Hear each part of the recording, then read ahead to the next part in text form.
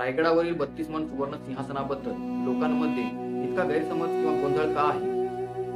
कारण की रायगडला जो मोगलांचा वेढा पडला होता 1689 ला, तोपर्यंत किंवा त्याच्या अगोदरपर्यंत आपण म्हणाल तर सिंहासनाबद्दल बऱ्याचशा नोंदी किंवा सिंहासनाचा बराचसा उल्लेख इतिहासात आपल्याला आढळतो. मात्र त्या वेढ्यानंतर सुवर्ण सिंहासनाची इतिहासात आपल्याला कुठेही ठोस अशी नोंद पाहायला मिळत नाही. तर कोणताही गोंधळ न करता अगदी शांत डोक्याने जर आपण विचार केला तर या प्रश्नाचे उत्तर अगदी सोपं आहे.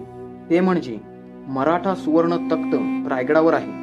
कारण की लक्षात घ्या, जेव्हा कोणत्याही किल्ल्याला शत्रूचा वेढा पडायचा तेव्हा गड काही 1-2 दिवसात पडायचा नाही. महिनोन-महिने, कधी कधी वर्षानुवर्षे वेढा असायचा. तसाच किल्ले रायगडला 8 महिने वेढा पडला होता.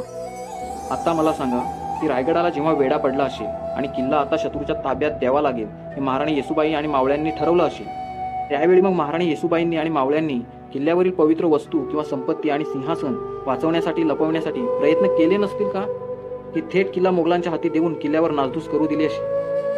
कारण की किल्ल्यावरील सर्वांना माहिती होतं आणि असायलाच पाहिजे की किल्ल्यावर उद्या जर मोगल आले तर ते शक्य तेवढी लूट नासधूस करणारच, सिंहासन मोडून खाणारच. आणि हे धर्मयुद्ध लढणाऱ्या मावळ्यांना आणि धर्मवीर छत्रपती संभाजी महाराजांच्या पत्नी महाराणी येसूबाई किंवा मग इतकं गाफीलपणे सर्व मोगलांच्या हवाली केलं असेल का मराठ्यांनी? तुम्हाला काय वाटतं?